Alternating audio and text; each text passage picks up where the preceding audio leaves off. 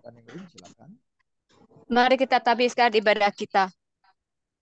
Pertolongan kita yaitu nama Allah yang telah menjadikan langit dan bumi, yang memelihara kesetiaannya sampai selama-lamanya, dan yang tidak meninggalkan perbuatan tangannya. Kasih karunia dan damai sejahtera dari Allah Bapa dan Tuhan Yesus Kristus dan dari Roh Kudus. Amin. Pembacaan kita pada malam hari ini terambil dari 1 Korintus 1 ayat 25 sampai 31 yang berbunyi demikian dengan perikop hikmat Allah dan hikmat manusia. Sebab yang bodoh dari Allah lebih besar hikmatnya daripada manusia, dan yang lemah dari Allah lebih kuat daripada manusia. Ingat saja, saudara-saudara, bagaimana keadaan kamu ketika kamu dipanggil. Menurut ukuran manusia, tidak banyak orang yang bijak, tidak banyak orang yang berpengaruh, tidak banyak orang yang terpandang. Tetapi apa yang bodoh bagi dunia dipilih Allah untuk memalukan orang-orang yang berhikmat. Dan apa yang lemah bagi dunia dipilih Allah untuk memalukan apa yang kuat. Dan apa yang tidak terpandang dan yang hina bagi dunia dipilih Allah. Bahkan apa yang tidak berarti dipilih Allah untuk meniadakan apa yang berarti. Supaya jangan ada seorang manusia pun yang memegahkan diri di hadapan Allah. Tetapi oleh Dia kamu berada dalam Kristus Yesus, yang oleh Allah telah menjadi hikmat bagi kita. Ia membenarkan dan menguduskan dan menebus kita. Karena itu seperti ada tertulis, barang siapa yang bermegah, hendaklah ia bermegah di dalam Tuhan. Demikian jauh pembacaan firman Tuhan. Yang disebut berbahagia ialah kita yang mendengar, terlebih maaf melakukannya dalam kehidupan kita hari lepas hari. Haleluya. Haleluya. Haleluya. Haleluya.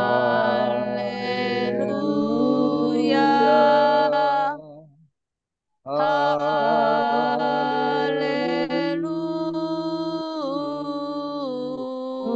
Haleluya. Dipersilakan Opung. Terima kasih Pendeta Ningrum. Shalom, Amang Sama-sama Inang. Pung. Selamat malam. Mana Selamat Pung? bertemu kembali dari surat Rasul Paulus kepada jemaat di Korintus ini. Kita diajak untuk merenungkan bagaimana kita sebagai orang-orang yang tidak terpandang, bukan orang yang berhikmat, tetapi justru dipilih Allah untuk menjadi orang-orang yang menerima anugerah kehidupan kekal di dalam Tuhan Yesus.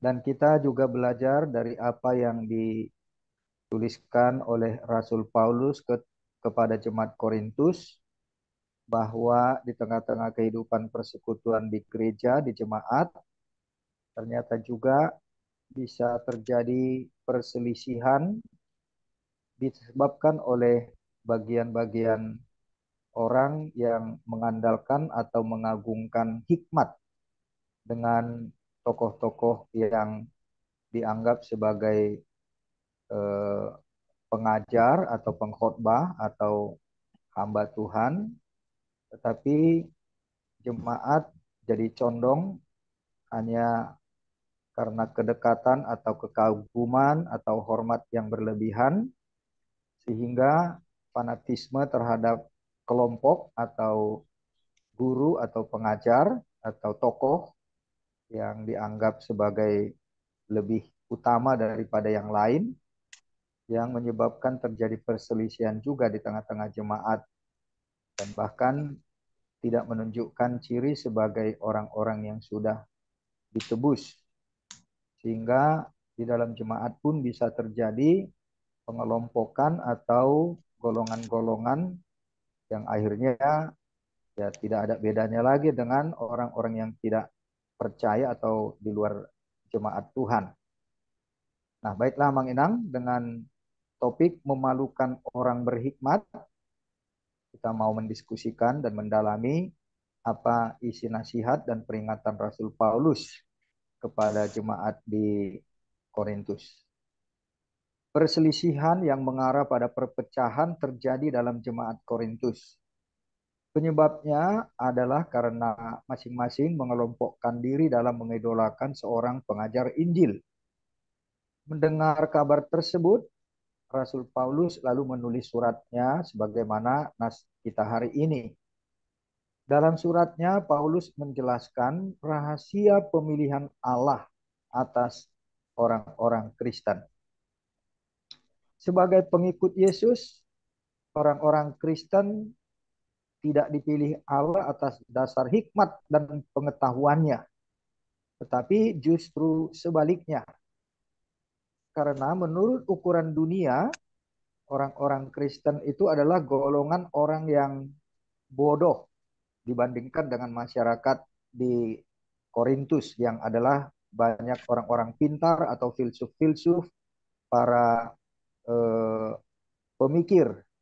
Karena di Korintus itu daerah pusat filsafat, budaya, dan perdagangan.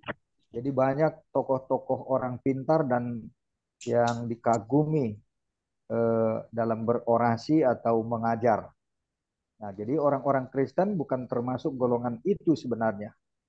Nah, jadi mereka itu dipilih bukan karena mereka itu orang yang pintar, para teolog atau para filsuf, dan bukan orang berhikmat.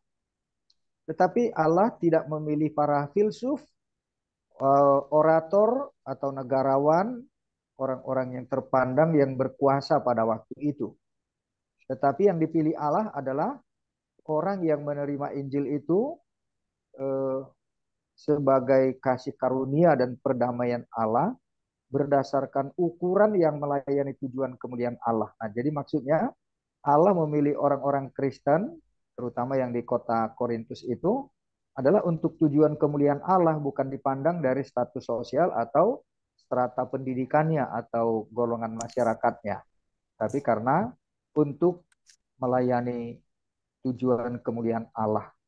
Dan mereka yang membutuhkan anugerah pengampunan. Nah, jadi orang yang sadar akan dosanya, yang membutuhkan pengampunan. Sehingga orang-orang Kristen yang di Korintus, dan itu juga yang menjadi dasar pengakuan iman kita, justru karena kita sadar akan dosa-dosa kita lah, maka kita percaya akan Tuhan Yesus sebagai juru selamat dan penebus dosa kita.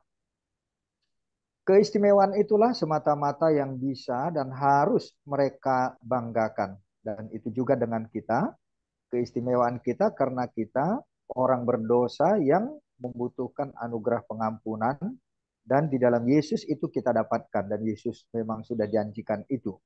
Dan iman kita memang bersumber atau berfokus kepada salib Kristus sebagai penebusan dosa kita. Dan itulah yang menjadi keistimewaan kita. Bukan karena kita orang berhikmat, bukan karena kita orang dalam status sosial sebagai elit atau orang-orang pintar, tetapi justru karena orang-orang yang menyadari dosanya dan membutuhkan pengampunan. Bukan dari ukuran diri mereka sendiri. Untuk memalukan dunia dan orang-orang berhikmat oleh pilihan Allah yang berdaulat, maka kita boleh ada dan beroleh anugerah kelahiran kembali di dalam Yesus Kristus semata-mata oleh karena iman. Nah, jadi karena kita percaya dan kita sadar akan dosa kita, mengaku dosa, dan membutuhkan pengampunan, dan itulah yang disebut sebagai iman. Dan itu yang kita dapatkan sehingga status kita dipilih sebagai orang-orang Kristen. Seringkali seorang Kristen yang rendah hati, meskipun miskin dan rendah status jabatan atau sosialnya, dalam pandangan manusia di dunia ini, justru memiliki pengetahuan yang lebih besar dan iman yang lebih benar tentang Injil daripada mereka yang mempelajari tulisan kitab suci dalam kapasitas mereka sebagai para ahli atau peneliti atau filsuf dalam berbagai bidang ilmu dan juga status sosial mereka. Tetapi yang mempelajarinya lebih sebagai kesaksian manusia. Nah, itulah manusia-manusia yang profesional dengan berbagai disiplin ilmu dan strata sosial atau filsuf yang berpendidikan, karena mereka sebagai manusia yang melihat potensi manusiawinya daripada sebagai firman Tuhan. Mereka bisa meneliti banyak eh, ilmu, pengetahuan, dan filsafat, tetapi hanya sebagai eh, kepintaran manusia, bukan sebagai firman Tuhan. Sehingga memang tidak bertumbuh iman dan tidak dibutuhkan iman untuk pengetahuan atau filsafat yang seperti itu. Bahkan anak-anak kecil telah memperoleh pengetahuan tentang kebenaran ilahi dan iman yang benar dipakai Allah untuk membungkamkan orang-orang benar. Nah, jadi ini menariknya Amang Inang, ya kalau kita buat contoh sederhana ya, anak-anak sekolah minggu itu ya sangat sederhana pemahaman dan pengetahuannya, tetapi imannya begitu asli, murni. Nah, jadi kalau misalnya dikatakan oleh guru sekolah minggu berdoa, ya apa yang dikatakan doanya itu dia yakin seperti betul-betul dia sudah berbicara dengan Tuhan sendiri dan dia yakin seperti bagaimana dia dengan orang tuanya sendiri terhadap Tuhan dan dia yakin walaupun tidak melihat kehadiran Tuhan tetapi dia sadar dan percaya bahwa Tuhan itu dekat. Nah, itulah kesederhanaan anak-anak kecil dalam hal pengetahuan hikmat, tetapi mereka mempunyai iman yang benar. Alasannya mereka diajar oleh roh Tuhan. Nah, jadi karena roh Tuhan dan mereka percaya dan membuka hatinya secara sederhana menerima roh Tuhan bekerja. Ya, tetapi kalau orang dewasa ya dipikirin dulu, mungkin diperbandingkan secara logis kebenaran-kebenaran ilahi atau firman Tuhan dengan pertimbangan-pertimbangan logika. Itu berbeda sekali dengan anak-anak. Rancangan Tuhan adalah supaya tidak ada manusia karena hikmatnya boleh bermegah di hadapannya. Nah, sementara yang dibutuhkan Tuhan adalah orang-orang yang betul-betul percaya dengan iman, bukan dengan pengetahuannya. Nah, jadi itulah rancangan Allah kenapa kita itu dipilih dari orang-orang yang bukan berhikmat, bukan orang yang mengandalkan pengetahuan atau status sosial. Yesus Kristus dijadikan Allah sebagai hikmat, kebenaran, pengudusan, dan penebusan. Bahkan semua yang kita butuhkan dan inginkan agar melalui firman dan rohnya kita dapat menerima semua yang akan membawa kita untuk bijak menuju keselamatan dan layak untuk menerima pelayanan yang menjadi panggilan kita. Nah, maksudnya kalau kita sebagai orang Kristen sudah menerima Yesus, Tuhan akan jadikan Yesus Kristus itulah hikmat kita, kebenaran kita, pengudusan kita, dan bahkan segala apa yang kita butuhkan, yang kita inginkan, ya ada di dalam diri Yesus Kristus itu sendiri. Nah, jadi dialah satu-satunya yang menjadi utama dan andalan kita. Bukan hikmat kita, bukan kepintaran, bukan harta, bukan status-status sosial kita. Nah, karena itu Yesus Kristus itulah satu-satunya yang membuat kita menjadi mengerti, berhikmat, dan tahu segala rahasia kebenaran Allah. Dan bahkan dalam hal ini bicara tentang sorga, tentang hidup kekal yang secara logika manusia itu tidak disukai atau bahkan tidak tidak benar ya, tidak dianggap sebagai kebenaran itu karena secara ilmiah ya tidak bisa mereka percaya atau mengakui kebenarannya. Nah, jadi dialah hikmat bagi kita dan satu-satunya yang patut diidolakan. Nah, jadi supaya jangan terjadi perselisihan seperti di jemaat Korintus ini, ya kita jangan mengidolakan pengajar-pengajar atau pengkhotbah atau tokoh-tokoh pendeta atau orang-orang yang mengajarkan firman Tuhan kepada kita. Nah, jadi inilah Amang Inang yang mengingatkan kepada kita bahwa kita dipilih Allah bukan karena kita orang berhikmat, tetapi kita dipilih justru untuk mempermalukan orang-orang berhikmat yang karena hikmatnya tidak bisa menerima kebenaran dan hikmat Allah. Ya, sebagai renungan untuk kita boleh masuk ke dalam diskusi, kita semua bersalah dan bertanggung jawab atas hukuman yang adil. Nah, jadi sebenarnya kita orang-orang bersalah yang harus bertanggung jawab juga untuk menerima hukuman akibat dari kesalahan kita, orang-orang yang harus terhukum kita. Tetapi Kristus telah dijadikan kebenaran, pendamaian, dan pengorbanan besar kita. Nah, sehingga kebenaran itu bukan karena kita, tetapi karena dibenarkan. Pendamaian itu bukan karena kita yang sudah melakukan apa namanya ya, kurban syukur untuk kurban perdamaian ya seperti orang Yahudi, tetapi Yesus yang sudah menjadi pendamaian bagi kita. Dan dosa kita bukan kita tebus dengan perbuatan dan segala jasa baik kita, tetapi semata-mata karena pengorbanan Tuhan Yesus. Nah, jadi itulah maka Kristus telah dijadikan bagi kita sebagai kebenaran, pendamaian, dan pengorbanan yang begitu besar. Ya, kita masuk ke dalam pokok-pokok diskusi untuk mengantarkan kita dalam diskusi kita.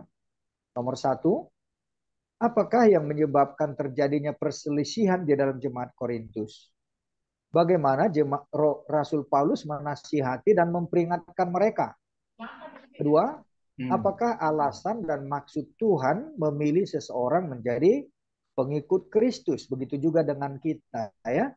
Bagaimana Yesus dijadikan hikmat dan kebenaran serta penebusan bagi orang bodoh dalam tanda petik. Ya, kitalah yang bukan karena hikmat kita dipilih Allah. Ketiga, bagaimana kita dipilih Allah menjadi orang Kristen? Atas dasar apakah kita dibenarkan dan layak melayani Tuhan? Baik, Amang Inang, saya tutup share screen. Kita pakai waktu dengan baik untuk mendiskusikan topik firman Tuhan. Silahkan, Amang Inang.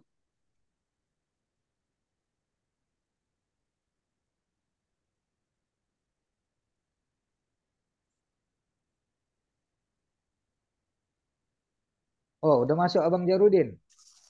Apa kabar, Abang? Sehat? Oh, dibuka kali itunya mic-nya. Iya. Oras, Bang. Oras, puji Tuhan sudah ya beginilah. Belum jadi itu ya kateternya ya. Dalam perjalanan. Persiapan ialah ditenangkanlah hatinya, Tuhan berikan yang terbaik. Betul. Terima kasih. Akan Tuhan berikan jalan. Takutlah. Ya itulah ya. Iya. Makasih, terima kasih. Ya, silakan Amang Inang. Daripada kategorisasi loh. Ya Tuhan. Ya. Doa kita itu lebih kuat daripada kategorisasi. Gak usah takut.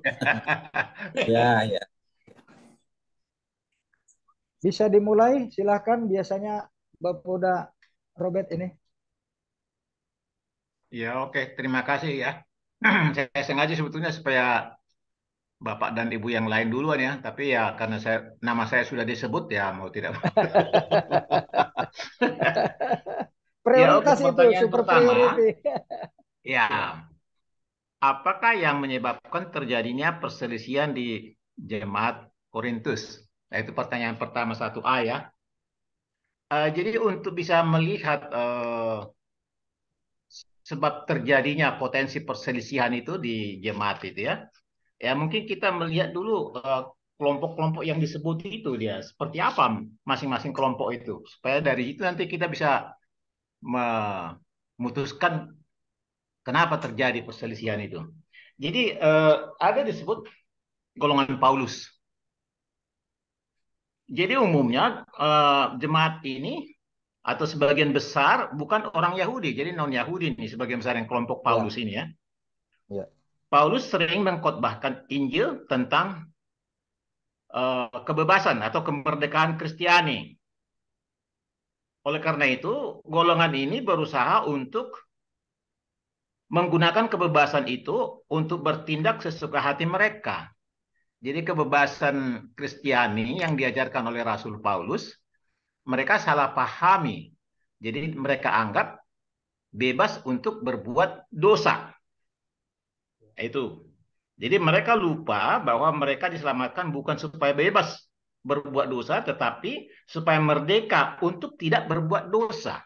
Itu sebetulnya. Itu yang pertama dulu. Jadi oleh karena itu kelompok yang lain, golongan lain, ya jadi tidak enak melihat dengan tingkah laku mereka itu ya.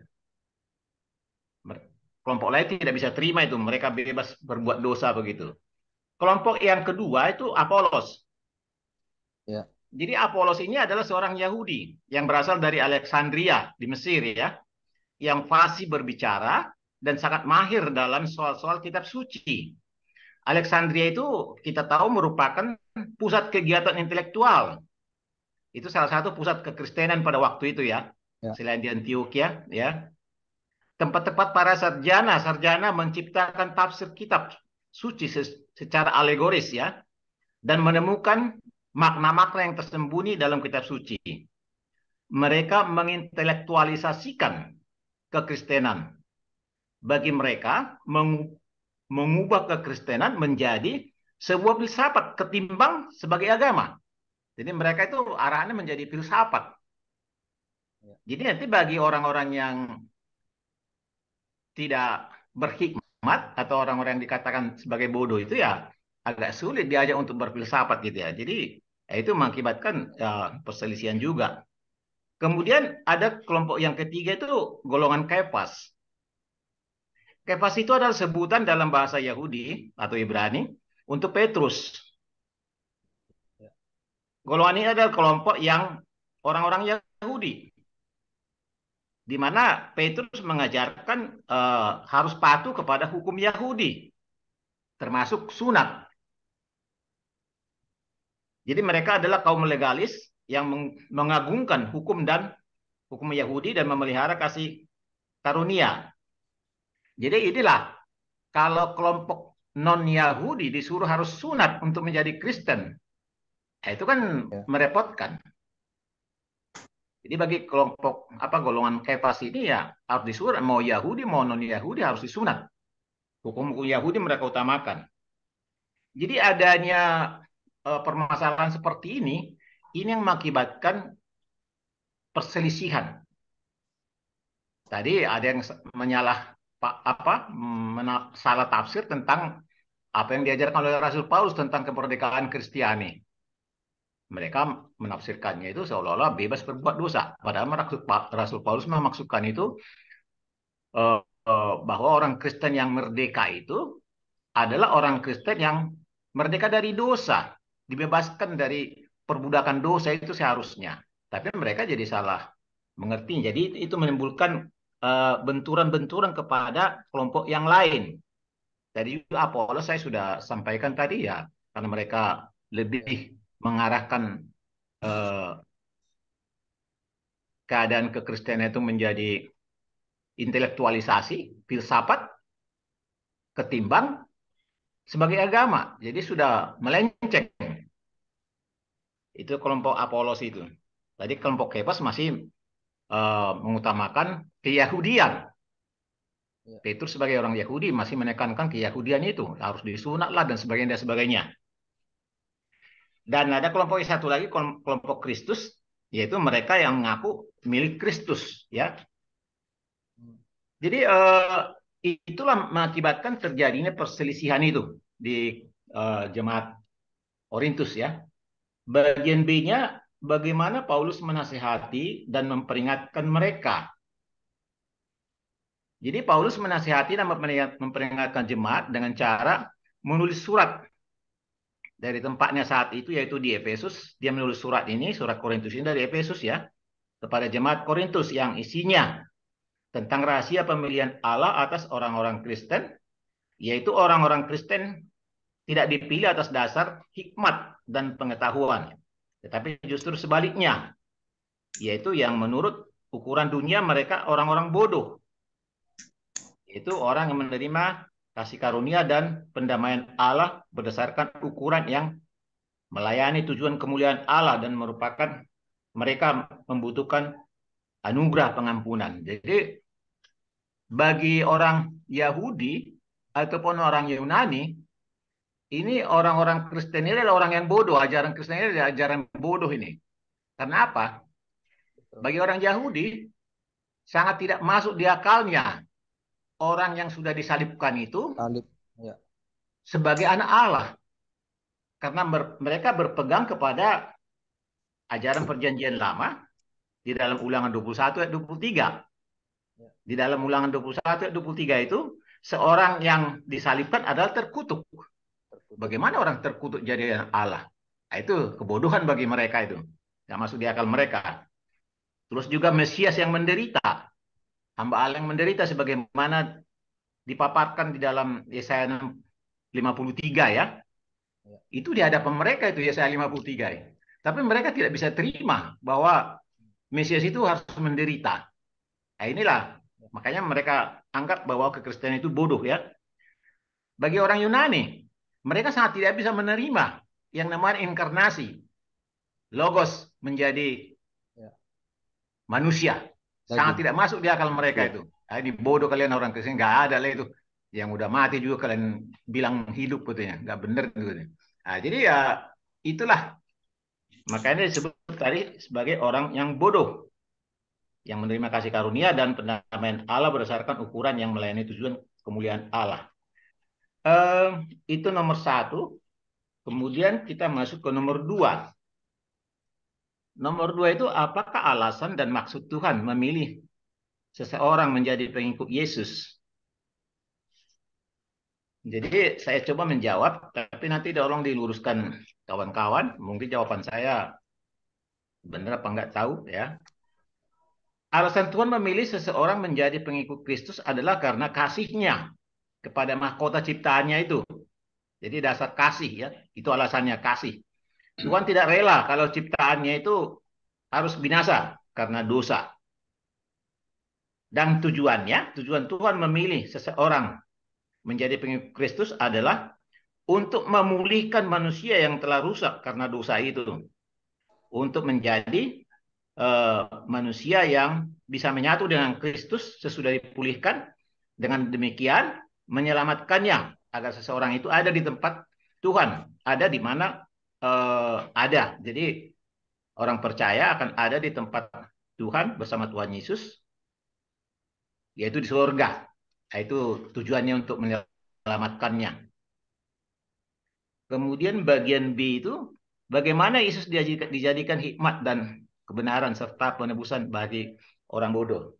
Jadi ya Tuhan Yesus memang harus dinomorsatukan di dalam kehidupan manusia sebagai pusat dari segala sesuatu dalam kehidupan manusia. Jadi Yesus itu dijadikan menjadi hikmat kebijaksanaan agar dengan mengikut Dia kita berjalan dalam kebenaran, dan hanya dengan mendengarkannya kita mendengar kebenaran.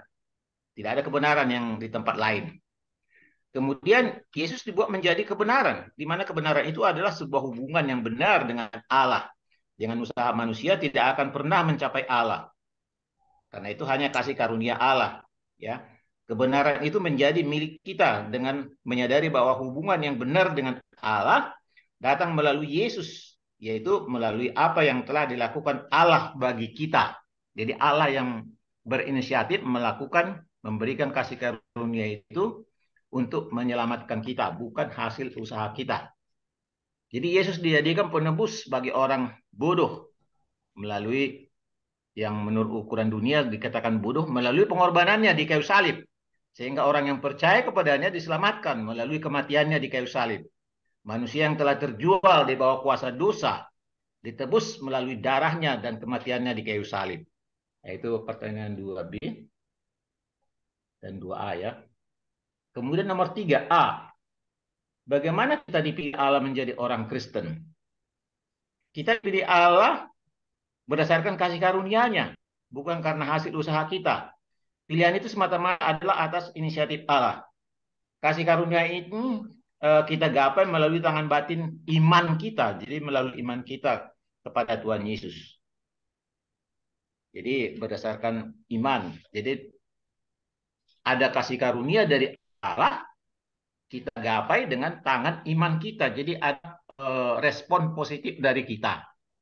Bukan kita duduk diam aja udah selamat begitu. Harus ada respon kita. Ya. Yaitu kita beriman kepada kasih karunia inisiatif Allah itu. Bukan inisiatif kita itu. Allah sendiri, bukan usaha kita itu. Kita hanya merespon positif ya. Kasih karunia Allah itu melalui iman kita. Kemudian yang D, atas dasar apakah kita dibenarkan dan layak melayani Tuhan? Jadi kita dibenarkan dan layak melayani Tuhan atas dasar iman kita. kepada Tuhan Yesus. Karena iman yang dilanjutkan dengan pertobatan dan ketaatan kita kepada Allah dengan melakukan kehendaknya dalam kehidupan kita. Jadi tanda-tanda kita beriman, kita harus bertobat, kita harus taat kepada perintah-perintah Allah di dalam kehidupan kita. Jadi mungkin itu saja yang bisa saya sampaikan. Mohon disempurnakan kawan-kawan semuanya, Ibu dan Bapak Baik, semuanya. Terima terima kasih. kasih sudah dibuka dan sudah dikembangkan lagi ya dengan informasi dari Uda Robert. Kita sudah melihat konteks Korintus sebagai jemaat yang plural dalam konteks budaya, ilmu pengetahuan, dan juga perkembangan agama-agama di sekitar eh, kekristenan pada waktu itu. Terima kasih udah. Sama-sama, Mang Pendeta. Yuk, silakan yang melanjutkan lagi.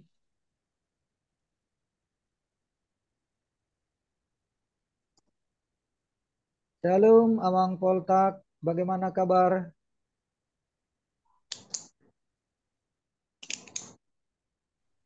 Ya, Mang. Amang Sintua Marwatal, silakan. Yuk, baik. Terima kasih, Amang Poltak. Amang Sintua Marwatal, silakan, Amang. Ya, terima kasih, Amang. Tadi sudah dijelaskan latar belakang oleh Amang Robert, tapi saya mungkin lebih maju ke kondisi orang-orang percaya pada saat ini. Artinya banyaknya aliran. Ya mungkin yang terakhir karismatik lah ya. Tetapi dalam hal ini aliran yang ada pada saat ini perbedaan lah. Karena ada perbedaan di antara aliran itu. Dalam memahami Yesus ini siapa dan bagaimana. Oleh karena itu ya walaupun aliran di beberapa denominasi ini tidak begitu perbedaannya, tetapi seperti tadi dijelaskan disampaikan oleh Amang Robert, kalau itu perbedaannya orang yang mendengarnya yang berbeda memahaminya kan. Kelompok Paulusnya, kelompok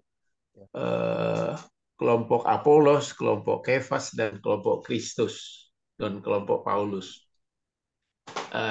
Setelah mereka mendengar ajaran itu, mereka mengaktualisasikan atau mengartikan yang mereka terima dari 4. Kalau dalam Korintus ini memang yang tercatat 4 perpecahannya pada saat itu.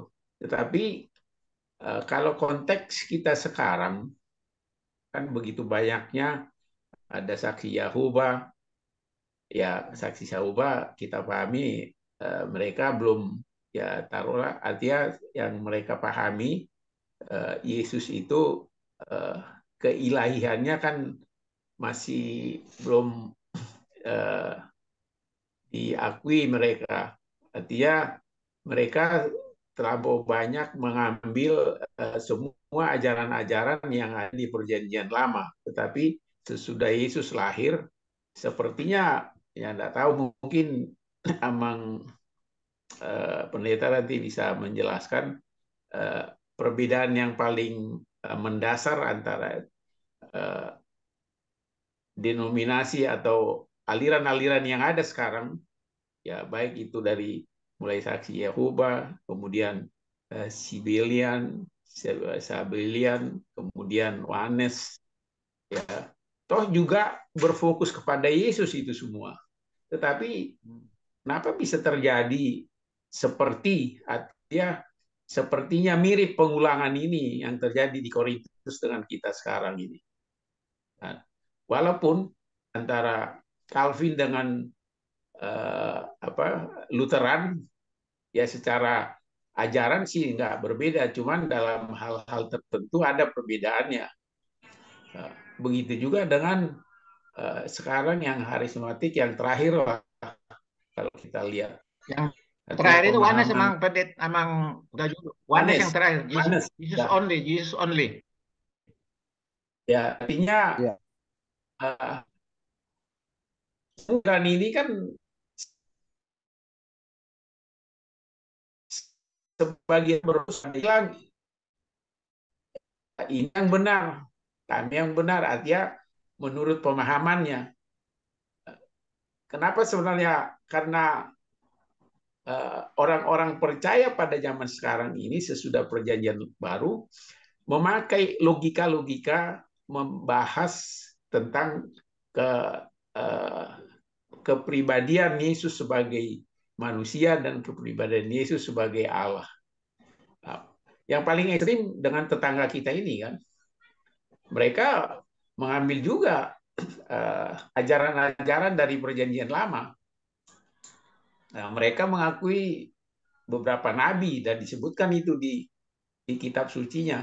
Tetapi Yesus sendiri sangat berbeda pemahamannya dengan kita orang yang sebagai pengikut Kristus. Artinya mereka tidak mengakui kebangkitannya, kematiannya ya, tapi kebangkitannya ya Allahu alam menurut mereka kan. Tetapi kita yakin bahwa Yesus itu lahir. Oleh karena itu, bagaimana kita menyikapi hal-hal ini? Mungkin kalau ya, ke ya, tetangga kita ini mungkin sudah jelas kan bahwa mereka keilahian Yesus itu mereka bantah kan. Tetapi ya, yang aliran di dalam kelompok Kristen ini, Kristen dalam tanda kutip artinya yang percaya kepada Yesus, yang satu bilang begini, yang satu bilang begini, sehingga kadang-kadang menjadi perpecahan, malah ya, terjadi ya, friksi, ya, ya ya, gesekan. ya, ya, Bagaimana bagaimana kita menyikapi kalau umumnya kita nih sekarang yang ada di Zoom ini kan Lutheran, ya ya, suka ya, artinya bukan berarti tidak ada yang lain, tapi ya, secara umum kita yang ada di Zoom ini kan berpaham Lutheran kan, beraliran Lutheran lah. Bagaimana supaya tidak terjadi perpecahan ini? Artinya ya, ya, gesekan ini di akar rumput kalau istilah ya, sosial. ya, Ya itu mungkin yang ya, mungkin bagus. harus Ya, ya, dicerahkan sama Amang ini. ya. Baik, Amang. Terima kasih. Itu pertanyaan yang sangat mendasar dan sangat eksistensial bagi manusia ya. Ya, Ya, jadi memang pada dasarnya eksistensi manusia itu kan punya kehausan batin untuk mencari kebenaran gitu ya dalam tanda petik. Tetapi kan setiap orang selalu memakai standarnya sendiri tentang apa kebenaran. Nah, karena itu dari segala teks atau dari segala sumber orang akan selalu belajar ya. Nah, jadi sebenarnya kita juga bersyukur karena Alkitab kita ini sudah kanonisasi. Kalau tidak dikanonisasi, barangkali Alkitab kita ini akan jauh lebih tebal dari sini. Mungkin entah berapa ribu halaman lagi tambah atau berapa ratus buku lagi. Nah, tetapi karena itulah cara Tuhan untuk membatasi kebenaran itu, ya sebenarnya dari Alkitab ini saja, dari berapa 66 kitab yang di dalam 66. kitab ini sudah berjibun-jibun banyaknya aliran juga, Ya. termasuk yang tadi kita sudah singgung itu ya. Nah, jadi justru di sinilah kita semakin harus menyadari diri kita ini dipilih oleh Tuhan, terpilih sebagai orang Kristen semata-mata hanya kasih karunia-Nya, bukan karena kepintaran kita. Dan itulah karya Roh Kudus. Nah, jadi kalau kita menggunakan kepintaran akal budi dan hikmat dunia, saya pikir nggak seperti ini juga kita mau setia belajar Alkitab ini dengan tekun ya. Kita mungkin akan mencari lagi dari berbagai macam, kita unek apa, kita obok-obok lagi ini dari Alkitab ini. Kita nggak akan merasa nyaman ketika kita bersama-sama duduk seperti ini. Nah, tetapi ketika orang sampai kapanpun, selama dia tidak di dalam Roh Kudus, dia nggak akan pernah menemukan kebenaran itu. Nah, begitu juga kalau kita lihat fenomena yang akhir-akhir ini semakin banyak juga berkembang ya. Itu kan kehausan batinnya tetapi kepalsuan. Bisa puas orang karena yang dia cari adalah kebenaran menurut konsep pikirannya, bukan menurut apa yang Tuhan berikan kepada dia. Nah, jadi karena itu kita sebagai orang Kristen dalam standar iman yang mainstream inilah ya, yang mainstream dalam arti yang normatif lah. Kalau kita eh, Lutheran dan yang sealiran dengan ini ya masih normatif. Artinya tidak nyeleneh gitu, tidak aneh-aneh. Nah, begitu juga ketika masa Martin Luther sendiri ya kita bersyukur karena dia sudah membawa kembali kita kepada Alkitab. Karena di luar dari eh, ajaran Luther itu tadinya, bahkan Luther sendiri kan sudah apa juga masuk ke teori-teori atau doktrin-doktrin yang penuh dengan tahyul itu dulu. Makanya dia tinggalkan ya. Sehingga kalau kita sekarang ini bisa menemukan jalan yang murni dalam arti Alkitabiah, ya kembali kita kepada Alkitab, ya memang jasa baik dan perjuangan pergumulan dari Martin Luther sendiri. Nah, jadi kalau gereja-gereja yang berikut atau bahkan Katolik yang masih mempertahankan doktrinnya dengan eh, apa ya banyak unsur-unsur tahyul dan kekafiran, ya, tapi dalam batasan-batasan yang masih ada referensinya di Alkitab. Nah, jadi kalau banyak lagi aliran-aliran yang lain, yaitu sudah nyeleneh sekali, jauh sekali menyimpang dari ajaran Alkitab, ya seperti eh, apa namanya saksi Yehova itu ya. Nah, justru itu memang makanya kalau pendeta apa Pak bukan pendeta Bambang Nursena bilang, ya memang mereka itu alat iblis merusak iman Kristen. Mereka mau mencari iman kepercayaannya, tetapi justru untuk merusak iman orang kepada Yesus Kristus. Dan begitu gencarnya mereka dengan biaya begitu besar mencetak buku, dengan ketekunan mengunjungi rumah-rumah orang, sampai melakukan trik-trik tipuan yang sangat luar biasa ya. Mereka belajar untuk menipu orang, tetapi dengan cara seperti itu mereka semakin sesat dan tidak akan pernah menemukan kebenaran. Nah, jadi kedamaian mereka itu adalah kepalsuan. Nah, jadi semakin banyak, apalagi sekarang ini sudah ada lagi gereja setan kan di Amerika itu berkembang gereja setan. Nah, Ya, jadi kalau memang dia sungguh-sungguh mau menyembah setan, kenapa dia harus pakai nama gereja? Kenapa dia harus pakai Alkitab? Nah, tetapi itulah memang akhir zaman ini seperti dinubuatkan itu, ya memang nama Kristus itu untuk dihapus atau diselewengkan.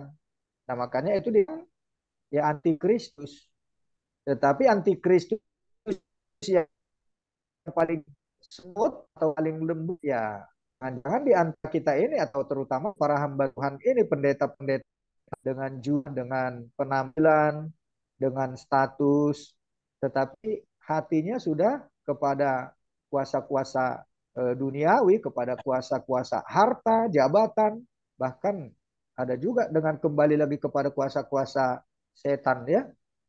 Dan itu sangat luar biasa kalau sampai ada orang juga melakukan apa namanya ya perdukunan untuk bisa dia dapat jabatan padahal dia tidak jabatan gereja sampai apa namanya korupsi atau menyuap untuk dia bisa dapat jabatan. Nah, ini kan sebenarnya ya sungguh-sungguh firman Tuhan dan nubuatan Yesus itu akan terjadi juga karena sasaran utama iblis itu adalah untuk memalsukan nama Yesus. Nah, jadi siapa saja atau apa saja akan dipakai oleh iblis untuk menyesatkan orang dari eh, menyembah kepada Yesus supaya beralih kepada kuasa-kuasa yang lain atau kepada setan ya. Jadi kalau orang yang tidak dipenuhi oleh Roh Kudus, dia pasti akan mencari kepuasan batinnya dalam kepalsuan. Dan itulah yang kita harus hati-hati dan saya pikir ini juga perlunya kita saling meneguhkan, saling mendoakan dalam diskusi-diskusi firman Tuhan yang kita lakukan ini. Dengan inilah kita juga bisa terpelihara dan Roh Kudus juga akan tetap menjagai kita supaya kita jangan menyimpang atau di mungkin ketika kayaknya kita mau menyimpang-nyimpang ya kita diingatkan untuk dibawa kembali kepada jalan kebenaran Tuhan itu. Nah, jadi orang yang mengandalkan hikmat dunia atau mencari kebenaran dalam ukuran manusiawi, dia dipuaskan dengan kepalsuan. Tetapi orang yang dalam kemurahan Tuhan, dalam kerendahan hati, membuka dirinya dan Tuhan berikan Roh Kudus, dia akan bisa menemukan kebenaran itu. Ya persis seperti yang penjelasan saya tadi, ya seperti anak sekolah minggu itu. Bukan karena dia sudah secara strata ilmu pengetahuan atau status kependidikannya orang yang sudah berpendidikan, tetapi dia betul-betul dalam kemurnian dan Roh Kudus yang bekerja. Saya pikir itulah secara garis besarnya, Amang. Bagaimana supaya kita juga waspada karena iblis akan selalu berusaha untuk menghancurkan iman orang kepada Tuhan Yesus, untuk menyelewengkannya supaya jangan lagi percaya kepada Yesus. Ya termasuk oneness itu tadi ya.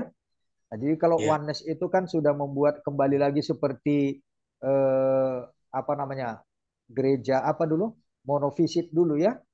Itu bidat-bidat di abad-abad pertama udah banyak itu. Dan ini muncul lagi sekarang ini. Itu akan muncul lagi. Boleh saya Begitu, tambahkan Amang. sedikit, Amang Pendeta? Ya, silakan udah, silakan. Ya, oke, terima kasih. Saya hanya menambahkan sedikit aja ya. Jadi benar yang disampaikan oleh Amang Pendeta Bernard tadi itu ya, bahwa ini juga oneness itu sebetulnya itu sudah muncul pada abad pertama, yang namanya Ya, Sabellianisme ya. Sabellianisme itu ya, juga yang jadi oneness sekarang itu. iya, Jadi jelas bahwa oneness itu tidak mengakui Allah Tritunggal. Mereka tidak bisa terima Allah Tritunggal. Jadi oleh karena itu Alkitab mengajarkan Allah Tritunggal. Jadi kita sudah pada track yang benar ya sesuai Alkitab. Mereka yang keliru. Jadi oleh karena itu ya biarin aja mereka dalam kekeliruan mereka itu ya. Kita tetap di dalam ajaran kita yang sudah sesuai dengan Alkitab, baik Lutheran maupun ya itu udah memang sesuai dengan standar Alkitab Allah Tritunggal ya. Itu mengajarkan. Jadi yang namanya saksi Yehova itu nggak mengakui Allah Tritunggal. Karena bagi mereka Yesus itu bukan Tuhan. Itu utusan penghulu malaikat. Jadi sangat jelas kontradiksinya dengan Alkitab. Alkitab mengajarkan bahwa Yesus adalah firman Allah yang inkarnasi menjadi manusia sehingga mempunyai dua kodrat, yaitu kodrat sebagai manusia dan kodrat sebagai Allah. Jadi demikian juga Roh Kudus. Roh Kudus itu adalah rohnya Allah. Maka dia juga Allah karena rohnya Allah dari satu sumber ya. Makanya Allah itu Esa ya. Jadi Allah Tritunggal itu ya tiga pribadi. Tapi satu hakikat kealahan. Dapat dibedakan.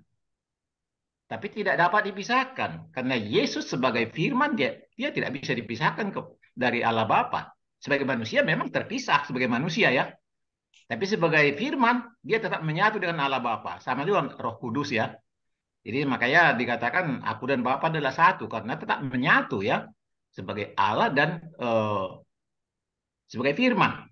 Demikian juga Roh Kudus itu yang dikatakan dalam ilmu teologi sebagai perikoresis ya. Perikoresis saling memberi tempat. Jadi dalam diri Yesus ada Allah, ada Roh Kudus. Di dalam diri Allah juga ada Sang Firman, ada Rohnya.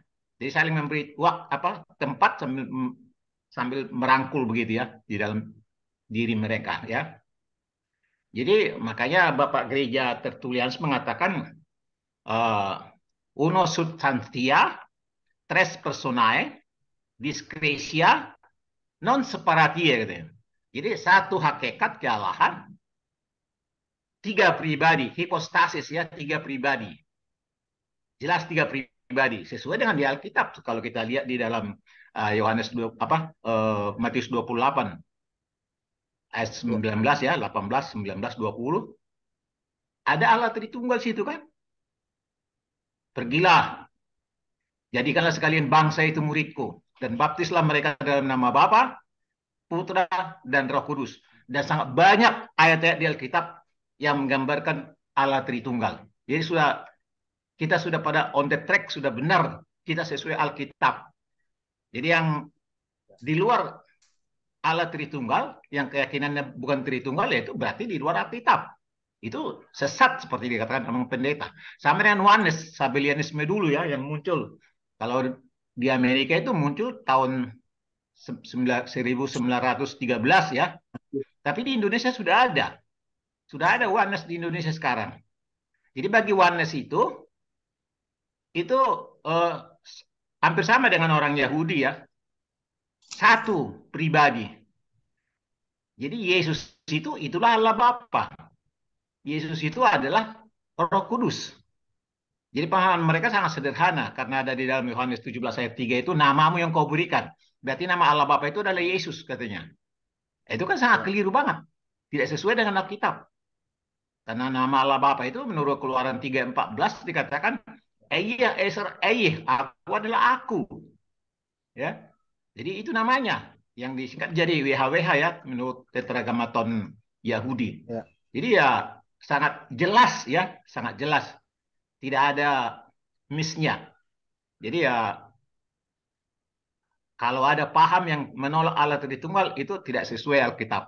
Boleh dikatakan mereka itu sesat. Jadi bagi Oneness itu baptisan ada dalam nama Yesus karena memang di Kisah Para Rasul ada memang seperti itu, tapi konteksnya itu beda ya, tidak untuk mengatakan SOP untuk baptisan ya, dibaptis dalam nama Yesus. Nah, yang mereka pakai sekarang tidak perlu dalam nama Bapa, dalam nama Roh Kudus, hanya dalam nama Yesus saja. Itu Oneness ya. Jadi mereka sudah jelas tidak sesuai Alkitab yang mereka pahami. Mereka salah mengerti dengan Alkitab itu. Jadi oleh karena itu, ya itu urusan mereka. Kita nggak usah gusar dengan itu, nggak usah galau dengan mereka itu.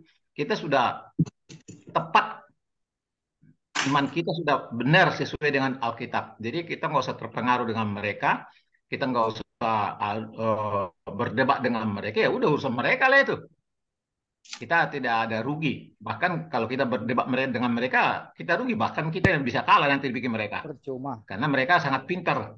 Saya udah pernah berdiskusi dengan orang-orang saksi Yehova di satu rumah.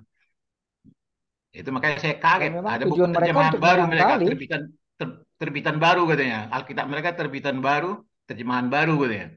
Itu menyimpang semua itu. Yaitu salah satu penyimpangannya itu saya bilang tadi itu bahwa Yesus itu adalah penghulu malaikat katanya. Wah, ini kacau banget kalian. Nah, masa penghulu malaikat orang jelas dia Allah. Anak Allah kan? Jadi ya mungkin itu sebagai tambahan dari apa yang sudah disampaikan oleh Memang Pendeta Bernard tadi ya. Terima kasih. Jadi itulah. Jadi sebetulnya Memang Pendeta bukan hanya di Amerika itu gereja setan itu. Di Manado ada gereja setan. Di Manado. Bahkan di Jakarta ada gereja setan. Jakarta ada. Ada di Jakarta. Itu sekitar Bendungan Hilir tuh. Nggak tahu sekarang. Kalau dulu ada di situ. Nah itu sebagai informasi inilah. Jadi bukan hanya di Amerika Memang Pendeta. Di Indonesia juga ada gereja setan. Ya, tempo hari Children of God itu kan? Ah, itu juga kacau juga itu kan?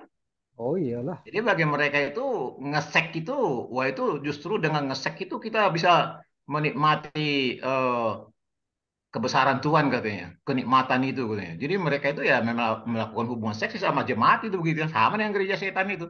Gereja setan juga ada ritualnya itu untuk acara seperti itu dalam ibadah mereka. Dan umumnya kalau gereja setan itu umumnya anak-anak muda itu kebanyakan tuh. Jarang yang tua ke sana. Nah, itu mungkin tambahan dari saya. Terima kasih. Baik, terima kasih udah.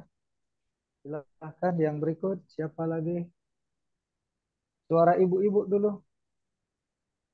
Dari Ibu Inang Sintua Vince atau Inang Linda, silakan. Ya, silakan Inang Sintua Vince. Therefore, go of all nations. Nggak berani, Mang. Sudah terlalu tinggi yang kami dengar-dengarkan itu. Wah, enggak lah. Iya, Mang. Hanya itu saja, bahwa segala sesuatu itu kalau bukan karena kuasa Roh Kudus, Ya, tidak akan bisa terjadi kepada kita, bahwa Tuhan Yesus sendiri mengatakan itu terjadi karena Roh Kudus lah yang bekerja, katanya begitu. Dan kemudian kalau kita sebagai pengikut Yesus, ya nggak sebatas mengikut-ngikut gitu saja, atau ikut-ikutan dengar kalau ada jum-jum seperti ini ikutan, tidak. Kita juga action, kita juga menjadi pelaku semuanya. Bahkan ya, kita kalau menurut usia atau umurnya, kita sudah harus menjadi pengajar, itu di Ibrani 5 betul. itu disebutkan. Sudah Ya, sudah eh, You sudah all. sepantasnya menjadi pengajar, bukan pendengar. Jadi saya heran kalau di gereja itu ada, memang mereka, kalau saya katakan mereka seperti apa juga, seperti pengarahannya nggak ngerti deh saya, kalau saya dibilang itu yang bayi selalu terus ada, imannya, itu yang imannya selalu bayi terus. itu yang selalu ada dalam hatiku. Jadi Ya, punguan-punguan itu para rekamis, lansia atau apa itu saja. betul. Jadi mereka komunitas itu hanya sesama mereka saja dalam komunitas itu sendiri. Kemudian mereka hanya mendengar sebentar terus latihan core. Saya kurang Ya, kurang setuju, nggak bertumbuh saya lihat. ya, Dan pernah saya ikuti juga mereka kalau di luar daripada gereja begitu. Kalau Baik. umpamanya ada acara pesta, acara apa, kita bersama-sama. Cara mereka berpikir, cara mereka untuk pola pikir mereka pun sangat-sangat seperti orang yang belum pernah tersentuh dengan firman Tuhan begitu. Jadi nggak ada saya lihat iman itu bertumbuh. Jadi memang artinya bukan selalu kita terlalu jauh mengapakan jemaat di Korintus, di tengah-tengah kehidupan kita pun seperti itu. Jadi sampai ya, tua mereka diarahkan begitu-begitu saja. Seharusnya mereka sudah menjadi pengajar, sudah menjadi pelaku, sudah bersebar begitu. Seperti murid-murid Tuhan Yesus itu kan bersebar, mereka langsung action begitu. Tapi ini kenapa tidak? ya, Jadi di gereja kita ini jarang untuk diarahkan seperti itu. Jarang untuk diarahkan untuk bekerja, melakukan seperti Tuhan Yesus sudah memberikan kita air kehidupan. Jadi air kehidupan itu sudah dalam diri kita. Dan itu harus memancar. Dan di Yohanes eh, 14 ya, ayat 4 ayat 13 sampai 14 dikatakan itu harus memancar dari kita. Jadi sepertinya kapan memancar itu air kehidupan itu dari diri mereka masing-masing? Karena mereka diapakan diposisikan dalam komunitas itu saja begitu. ya, Apalagi jemaat. Sedangkan mereka ya, saja yang sudah dalam pembinaan pun pembinaannya seperti itu, apalagi kepada jemaat. Jadi dari teks-teks khotbah pun tidak ada yang mengarah kepada supaya tetap melakukan apa itu amanat agung. Enggak asal-asalan Tuhan Yesus ketika sebelum dia naik ke sorga dan sebentar kita akan peringati hari kenaikan Tuhan Yesus. Itulah pesannya yang satu-satunya yang sangat luar biasa itu, supaya kita pergi semuanya, pergi, jangan diam sebegitu saja. Kalau sudah terima, bagikan, sharekan. Jadi memang seperti itulah. Jadi memang nggak mesti seperti pendeta Bernard men-sharekan setiap pagi gitu. Kita dengan porsi masing-masing, kita sudah dengan kapasitas kita yang sudah Tuhan berkenan, dan itu yang diberikannya kepada kita, itu harus kita lakukan. Jadi memang tujuan kita adalah untuk memberitakan Injil itu. Kita sudah merasakan bagaimana karya penebusan itu sampai kepada kita, dan kita rasakan sampai saat saat kita boleh memposisikan diri kita sebagai anak Tuhan juga, itu harus kita jadikan kepada orang lain yang belum mengetahui, yang belum merasakan seperti itu. Jadi memang banyak sekali sebenarnya tugas-tugas kita. Jadi kalau memang ini yang yang harus kita lakukan, memang kehidupan kita pun ya kehidupan yang berkenan bagi Tuhan, kehidupan kita yang sudah meninggalkan kedagingan kita, kehidupan kita yang sudah bertobat, kehidupan kita yang sudah lahir baru begitu. Sementara lahir baru ini pun jarang disebutkan di gereja-gereja kita. Aku bisa hitung dalam setahun ini tidak pernah diingatkan tentang lahir baru itu, tentang bertobat itu. Sebenarnya semua nats itu bisa kita arahkan ke sana, tapi itu tidak pernah. Yang diapakan adalah bagaimana mau bikin jubileum begini, mau bikin paduan suara ini, itu yang diapakan. Jadi sudah nggak benar lagi nih saya bilang. Jadi harus harus kembali kepada gereja mula-mula itu. Gereja mula-mula yang artinya semuanya harus berperan, semuanya harus ambil bagian, nggak diam saja. Pasti Tuhan bekerja melalui Roh Kudusnya. Bukan kita yang harus mencari-cari, tapi Tuhan pasti sediakan.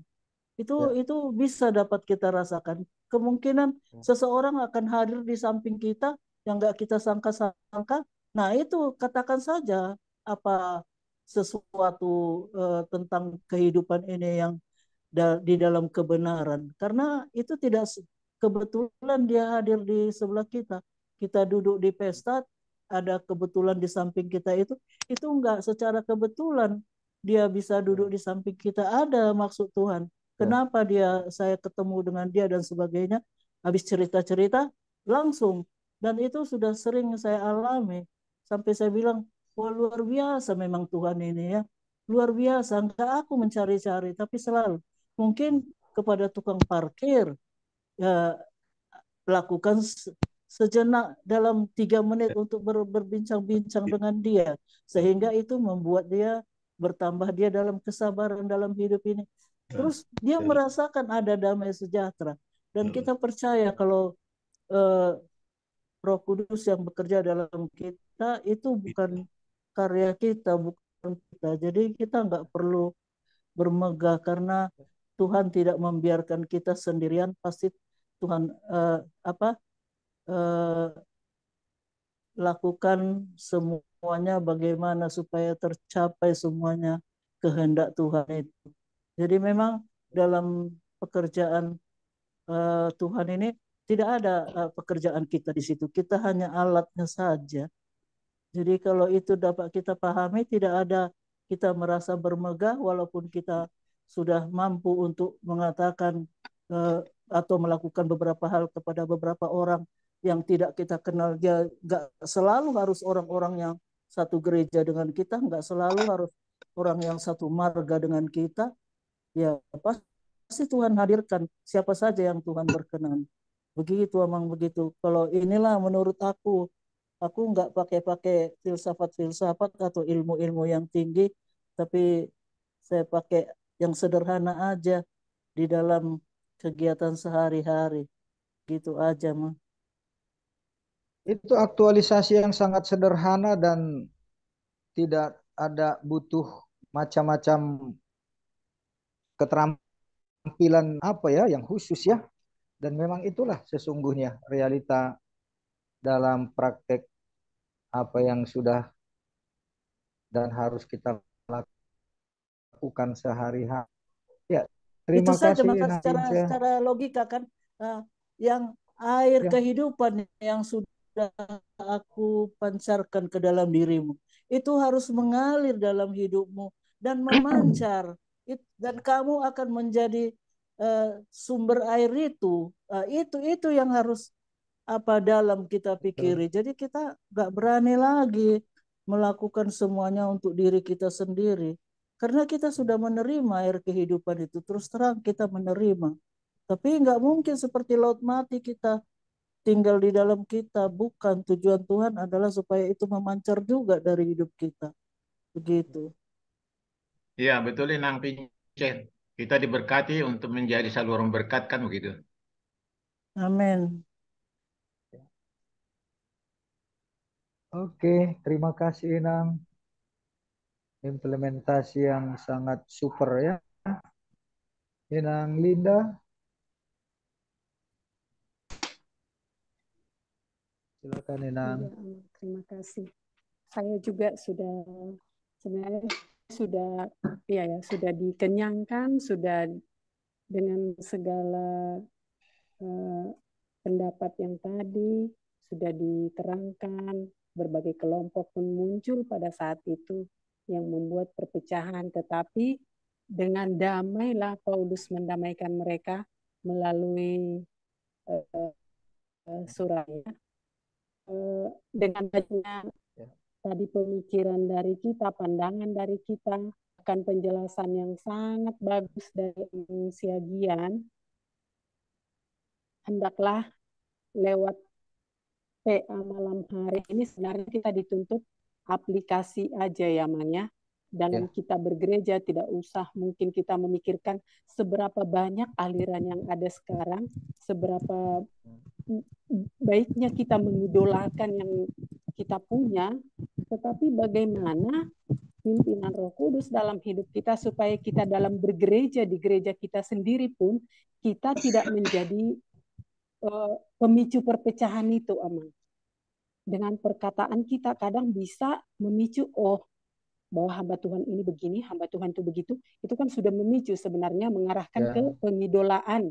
Nah, supaya itu tidak terjadi, hendaklah kita memang harus dipimpin Roh Kudus untuk mampu melihat dan memandang, memahami para pimpinan gereja kita, terkhusus di mana kita bergereja sebagai gembala di situ, mungkin pendeta kita ada beberapa orang, sebagai sintua di situ ada sintua sektor, bahkan pengurus yang ada di dalam, bagaimana kita memandang mereka, melihat mereka, menerima mereka, sehingga perkataan kita, kalaupun ada sesuatu yang menggesek kita untuk menimbulkan sesuatu cek gitu ya, ada kesempatan buat kita untuk sedikit mengeluarkan apa yang terganjal di hati kita, ingatlah,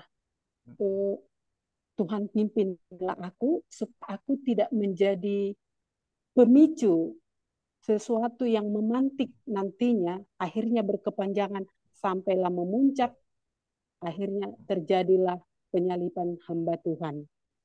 Tapi damai situa buhama beno dan terjalo, akhirnya kan seperti itu. Jadi bagaimana mengaplikasikan ini di dalam kehidupan bergereja kita, inilah yang menjadi tugas dan tanggung jawab kita, apalagi kita sudah ber-PA malam ini, kiranya kita menjadi batu yang tersusun untuk memperkokoh struktur yang ada di gereja kita. Terima kasih. Ya, baik. Luar biasa.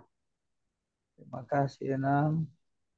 Aplikasi yang sangat relevan dan mudah untuk diterapkan, tetapi persoalannya mau atau tidak ya. Jadi tidak harus selalu hal-hal yang sulit dan yang tinggi-tinggi, tapi dalam konteks sehari-hari bagaimana untuk kita tidak memicu atau menjadi sumber masalah. Terima kasih, Nang. Udah bisa mungkin Abang Jarudin. Ke dalam nama Bapa.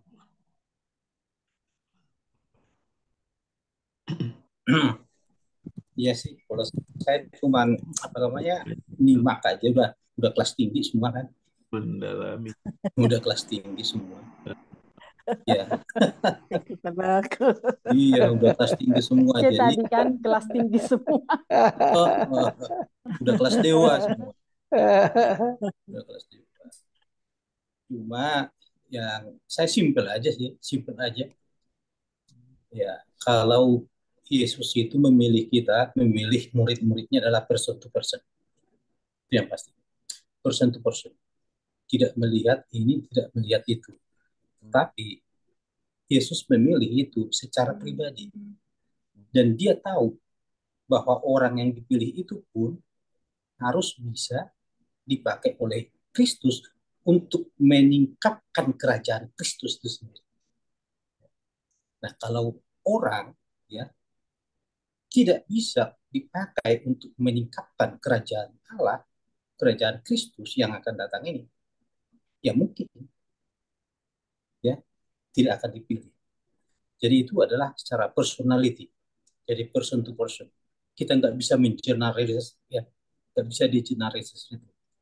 Nah, tapi ada juga suatu pertanyaan ya di benak saya kadang-kadang begini, kalau kita baca-baca ini ya, si Paulus ini, yang Paulus mengatakan bahwa yang di sini orang bodoh ya, orang bodoh dari dunia dan sebagainya macam. Tapi kadang-kadang perlu juga kita timbang-timbang ya, orang-orang secara yang tadi saya katakan secara personal dipilih oleh Kristus, semuanya tidak orang bodoh. Bukan orang bodoh semuanya. Kita lihat yang pertama kali itu siapa namanya, Nikodemus, dia itu bukan orang bodoh. Betul. Yusuf dari Arimatia itu Sanhedrin, ya, itu bukan orang bodoh. Dan juga ada beberapa lagi, dan murid-muridnya, murid-murid Yesus itu bukan orang bodoh. Kalau misalnya dalam artinya saat kita sekarang itu semua rata-rata itu tamatan SMA kalau di sana, tapi karena mereka tidak bisa masuk ke sekolah Sanhedrin, maka mereka tidak sekolah menjadi pelaut. Ya, sebenarnya mereka bersekolah. Dan yang terakhir yang dipakai oleh Yesus, Paulus itu sendiri. Paulus bukan orang bodoh, walaupun salah mengartikan di waktu dia menjadi anggota Sanhedrin, tetapi dia itu dokter. Ya. Nah, jadi di sini kadang-kadang yang kita agak sulit.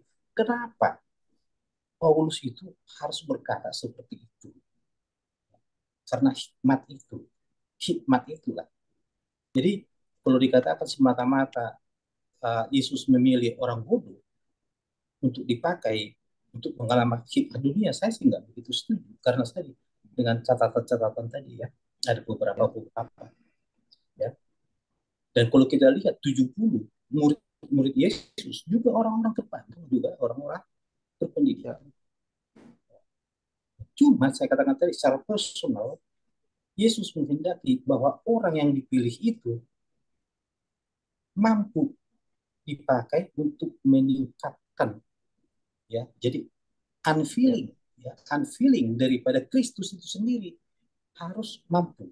Yang paling sangat luar biasa adalah Yohanes. Yohanes bisa meningkatkan Yesus di dalam wahyu, tersingkap. Nah, seperti itulah yang dikehendaki. Ya. Dan kalau kita ini sebenarnya turunan-turunan kita ini sudah murid-murid bapak-bapak gereja, sudah bukan dipilih oleh Kristus lagi, tetapi oleh murid-murid dan bapak-bapak gereja yang turun ke kita sampai saat ini. Tetapi demikian, Roh Kudus lah, ya, yang tadi itu dikatakan yang memungkinkan masing-masing orang itu bisa meningkatkan apa yang Tuhan kehendaki. Ya. Tanpa itu percuma.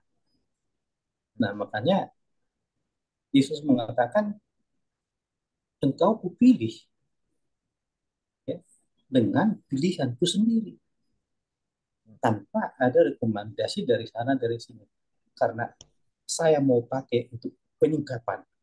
Dan juga kita pun harus dipakai supaya kita bisa mengajar orang tidak lagi kembali kepada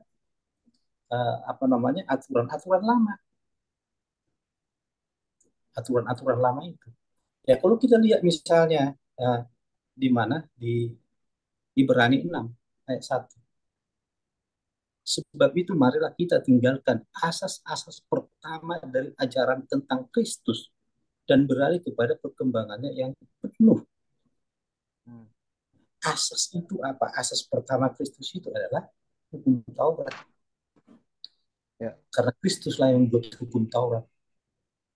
Paulus mengatakan, marilah kita tinggalkan itu karena itu sudah dipenuhi, sudah digenapi. Tetapi sekarang hukum Kristus, yaitu kasih karunia, itulah yang harusnya supaya kita bisa meningkatkan kerajaan itu, kerajaan Allah yang sesungguhnya. Nah, itu menurut saya sih. Jadi secara personal, simpelnya kalau saya, Yesus itu memilih kita secara personal.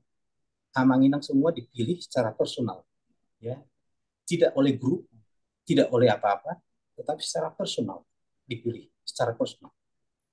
Nah, untuk dipakai meningkat, unveiling the kingdom. Nah, itu. Makasih.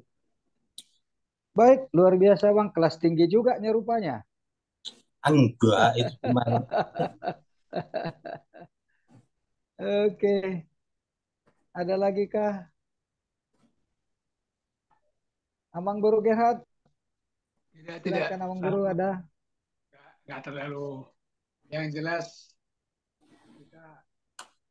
marilah kita tingkatkan iman percaya kita.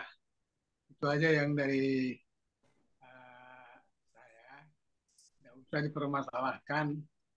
Ya, Paulus sudah mengatakan, tidak usah dipermasalahkan masalah siapa yang terbaik, ajaran siapa yang terbenar, tapi kita meningkatkan iman kita, iman percaya kita, karena yang jelas kita dimerdekakan bukan untuk menilai siapa yang lebih besar, tidak.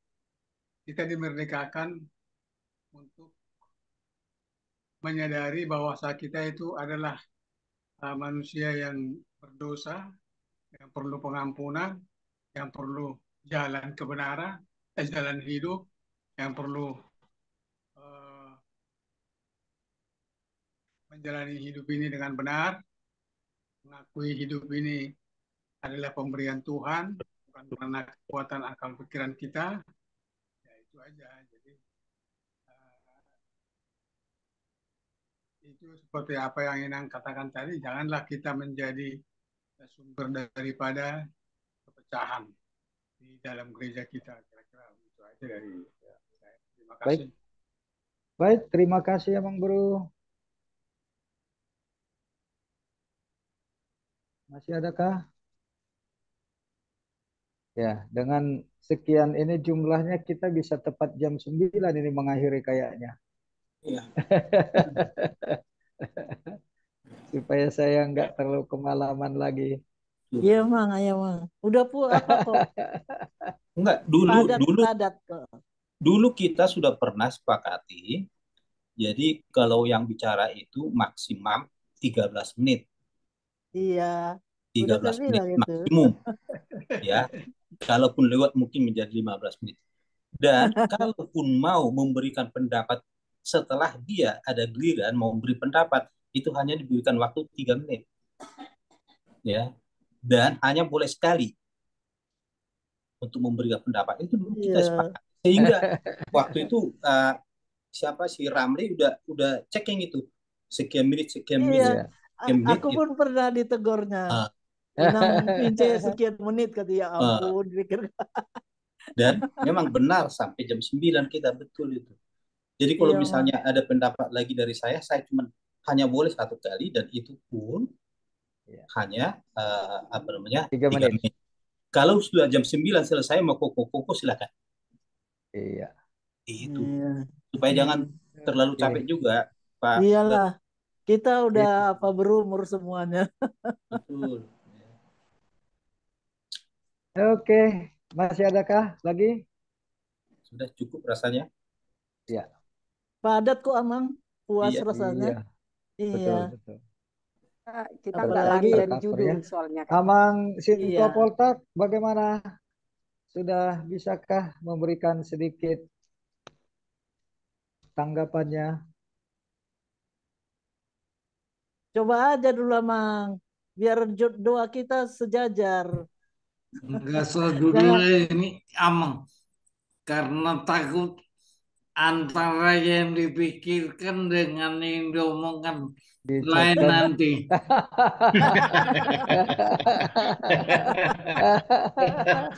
Ya, janganlah. Atau ditulis aja nanti ya. Ya, jangan dipaksakan Amang, jangan dipaksakan. Iya. Iya. Iyalah makin sehat lah Amang ya. Amin. Makin ini Pendeta sempurna. Ningrum masih ikut ini kah? Pendeta Ningrum. Masih ada tuh Amang namanya? Masih Pung, masih. Belum leave. Nah, dari Pendeta Ningrum belum ada tadi. Saya no comment Pung. No comment. Artinya sudah oke dengan semua yang disampaikan sudah. Iya, kok puas juga Oke kok lah. bermakna semuanya. betul. Baiklah.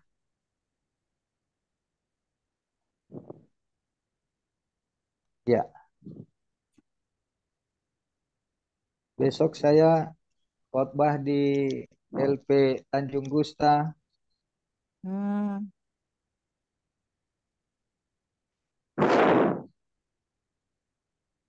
Banyak Kristen di sana, Mang Pendeta. Oh, banyak lah. Weh. Sumatera Utara. Di sinilah kandangnya. Iya. Wih, wih, wih. Tapi Oke menjadi ya. tanggung jawab lah, beban gitu, beban moral. Iya. Dan untuk masuk eh, pelayanan ke LP itu juga kan tidak gampang Ya. karena persyaratannya agak apa juga ketat mereka itu. Apung, Ya, eh, gimana? saya ingin menanyakan, Pung, ini apa? Ini apa bukan bukan apa? Bukan apa apa agak agak agak agak lain dari pembahasan kita malam ini. Iya, Betul. Apa kalau apa saya lihat di apa di kemarin kan saya ada ikut kegiatan pelatihan pelatihan penguatan toleransi umat beragama. ya, Ini kalau saya lihat di Sumatera Utara tingkat toleransinya agak agak maksudnya bukan agak sih, nggak terlalu besar, malah intoleransi yang Kurang, kebanyakan gitu. kurang. Iya, oh, maksudnya kurang kurang kurang ada toleransi itu. Padahal kalau mau dilihat kan Sumatera Utara mayoritas kan kebanyakan maksudnya mayoritas kan Kristen. Kenapa sampai ya, intoleransinya itu besar sekali gitu, Bung?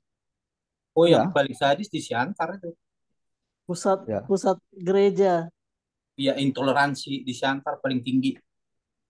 Itu yang Jangan sama dong dan shelter dulu. itu yang benar, maksudnya maksudnya heran gitu. Padahal situ mayoritasnya mau dibilang Kristen iya, tapi kenapa tingkat intoleransinya lebih besar Iya. gitu loh.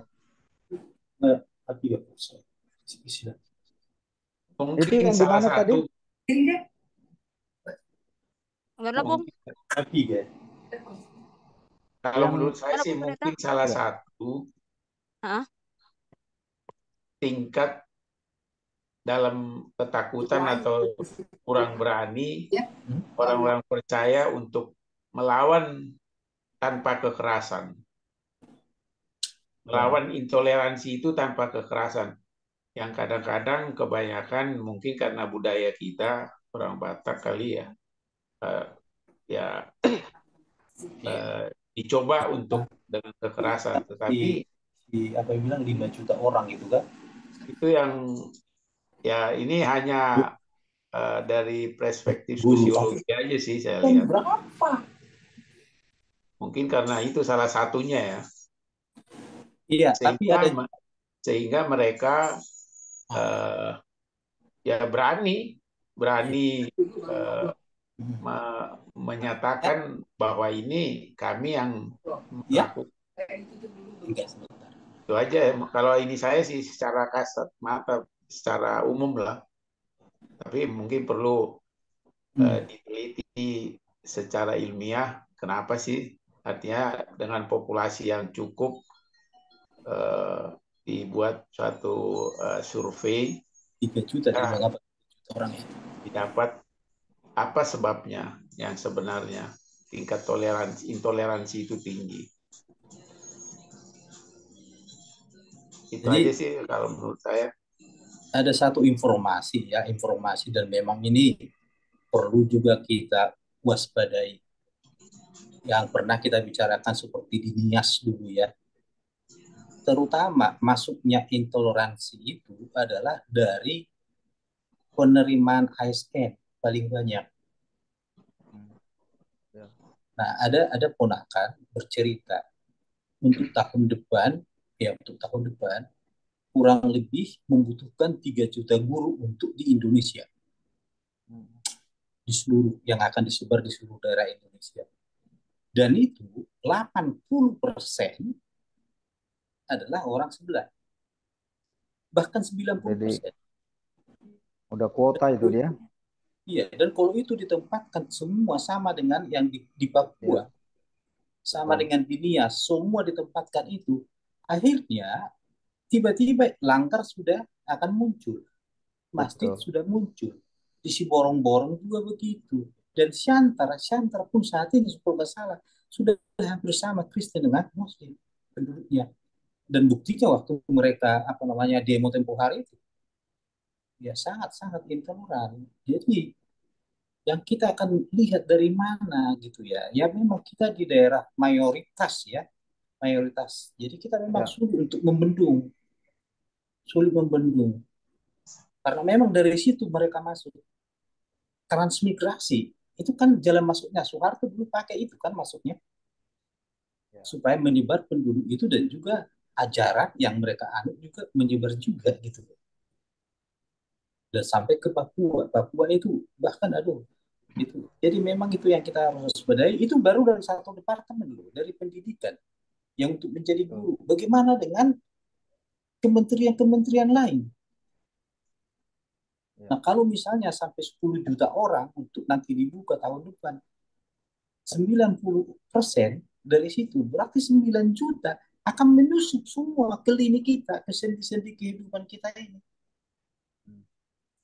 Nah, mereka tentu akan bergabung dan mereka lebih cepat bergabung sesama mereka daripada kita sesama kita. Itu salah satu juga.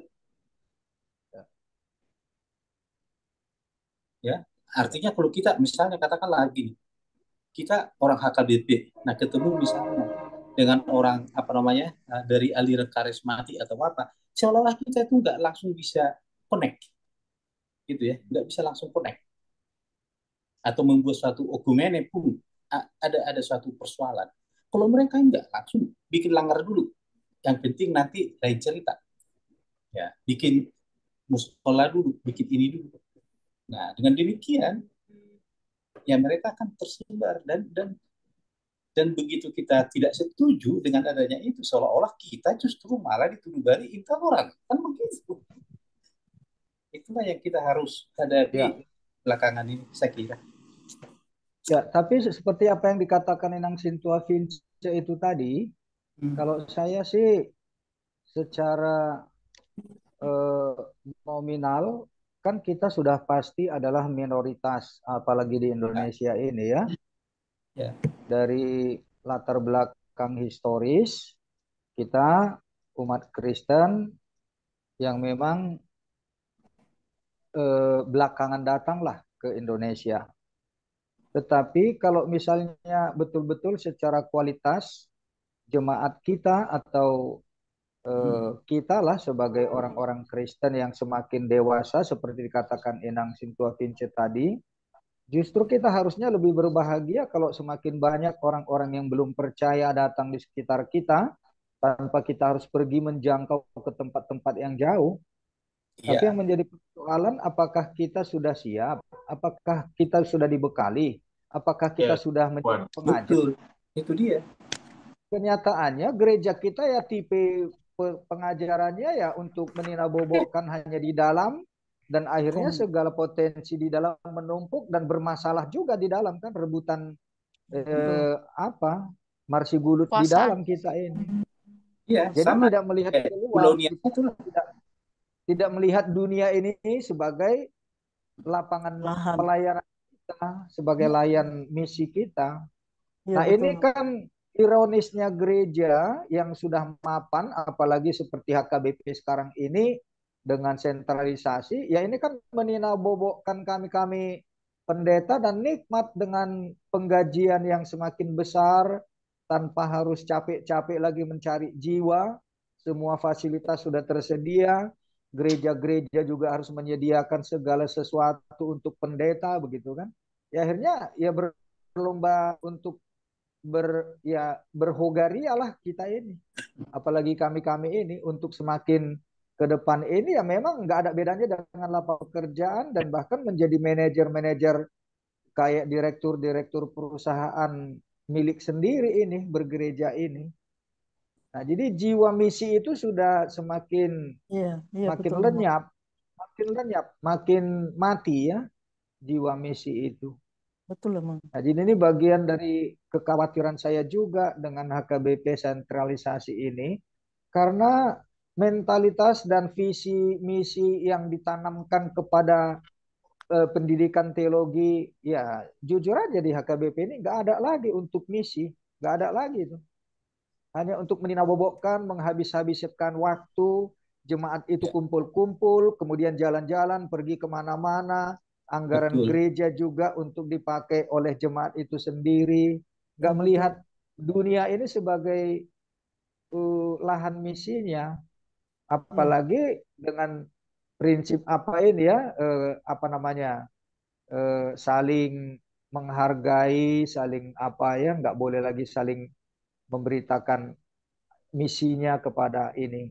Dan itu memang sudah menjadi benteng mereka untuk mempertahankan jangan menjadi semakin berkurang presentasi jumlah mereka. Dan ya seperti Muhammad Kacil, siapa ini kan udah menjadi sasaran empuk bagi para ini tindakan-penindakan hukum. Nah, jadi memang kita semakin dikondisikan, tetapi sayangnya gereja, ironisnya gereja semakin nikmat dinabobokkan dengan tipe-tipe pelayanan internal ini, iya, dan tidak lagi seperti amanat agung itu melihat dunia ini sebagai lahan misi kita. Ini saya khawatir dengan kondisi HKBP ke belakang ini nanti dengan sentralisasi. Betul memang. Dari sekolah minggu sampai lansia, programnya hanya jalan-jalan, Ya, ibadah iya. pacaran. Jadi hanya untuk kebutuhan di intern saja yang dikatakan lagi misi ke dalam, ya boleh-boleh saja, tetapi akhirnya kan sibuk di dalam sendiri semua. iya. Jadi Anggaran itu dihabisin hanya untuk kebutuhan ya, internal saja. mode show, pameran, ibu-ibu ya kan pakai Yang baju baju lihat baju aja lah, baju lomba lihatlah semua. masak. Kan itu sekarang sudah yang ada di gereja. Iya, aktivitas gereja kan akhirnya festival, kur, itu aja kan. Iya, iya. Betul. Dan itu menghabiskan dana yang cukup Iya, besar. lomba pakaian ulos, ini kan segala Heeh. macam. Nah, Fashion itu show. kan fashion show itu. Jadi sebetulnya ya, Mestinya bukan pekerjaan gereja itu. betul, betul itu saya setuju itu, Nak.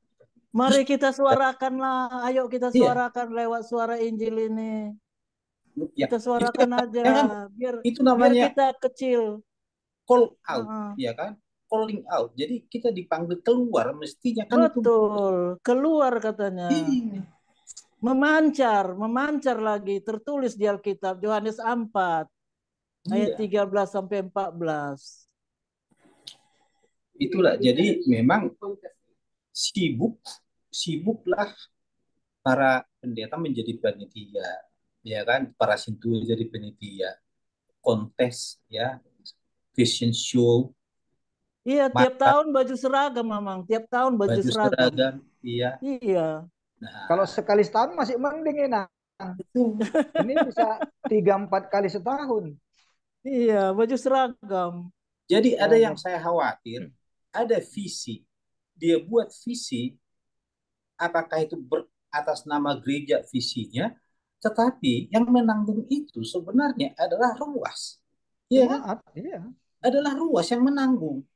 Kalau dia punya visi dan dia cari sumber dana untuk melakukan visinya, silakan. Tetapi ini lakukan visi kita harus begini, begini, begini. Tetapi akhir-akhirnya adalah biaya untuk visi yang diberitakan itu adalah dibebankan ke jemaat. Itu yang sangat saya bilang itu penipuan. Nah, itu yang sangat-sangat yang tidak boleh sebenarnya. Tetapi justru itu yang terjadi pada saat ini banyak. Nah, kalau Dan kita ini misalnya juga mengatakan seperti itu, kita protes. Ah, ya udahlah, kamu enggak kak, lansia kamu enggak, ya usahlah kami aja lah katanya gitu. Ya kita suarakan, Mamang. Kita buat program kita dulu dalam setahun ini. Suarakan aja. Pasti Kita Tuhan buat program. berkenan. Nanti Roh Kudus bekerja. Iya. Iya, Oh, Mang. saya senang sekali kalau misalnya komunitas kita ini juga punya program konkret seperti itu. Iya, Mang. Harus Apalagi gitu. apalagi nanti saya sebentar lagi pensiun kan. Iya, Jadi Mang. kita buat program-program seperti itu. Jadi kita harus menyadari, misalnya kita setuju lah seperti itu ya, kita menyadari bahwa hukum kasih itu tidak ada satu hukum pun yang bertentangan dengan hukum kasih. Ya, Nah, kalau kita bergerak dari hukum kasih itu tidak ada yang bertentangan. Tetapi memang sayangnya kita sebagai negara ada hukum ya, positif. betul. Kita harus tunduk ya dengan hukum-hukum seperti itu.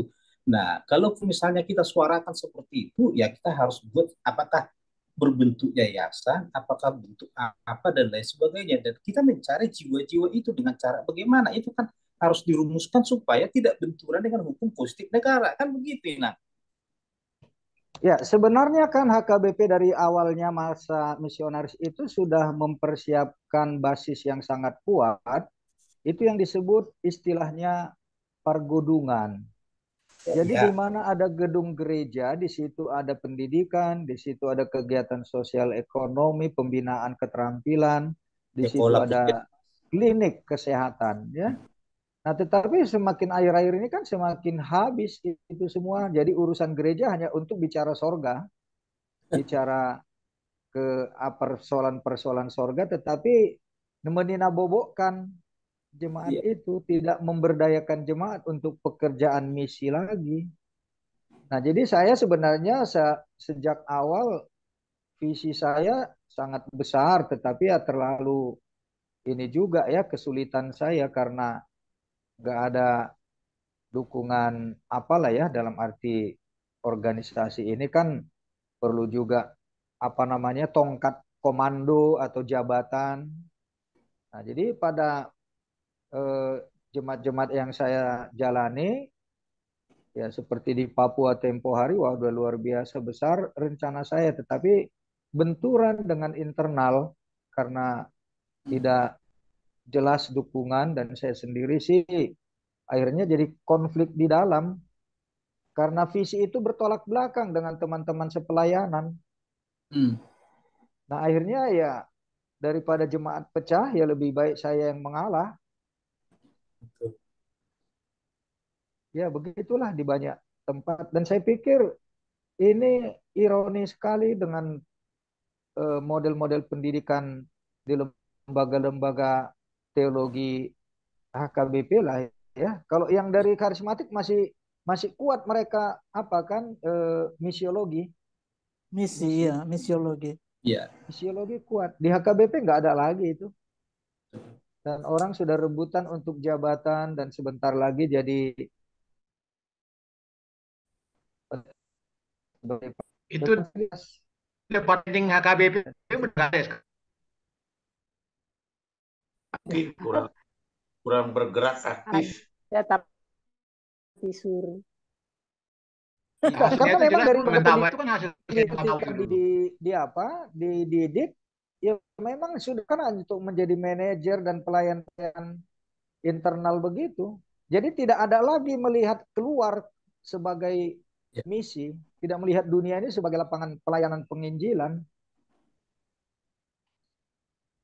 Di internal. Karena anak sekolah-sekolah teologi kan supaya menjadi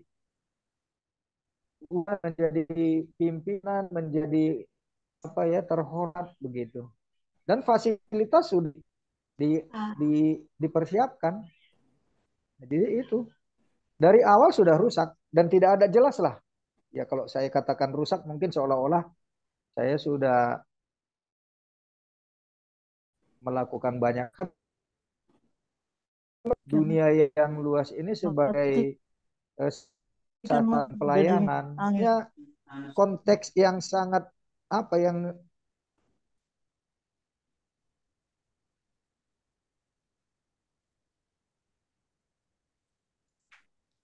Nah,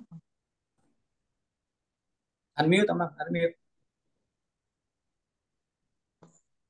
kok hilang? iya Di Iya, unmute. tadi saya sempat ini, Iya. ya, sempat terganggu tadi. Oke, cukup Ya, luas mendalam juga ya diskusi kita. Nah, ya, jadi kalau Tuhan Yesus yang sudah bermurah hati memilih kita bukan karena kita orang hebat, ya, bukan karena kita orang berhikmat, tetapi sudah diberikan juga Sempat. rohnya untuk kita mengerti rahasia karya keselamatan dan kerajaan Allah.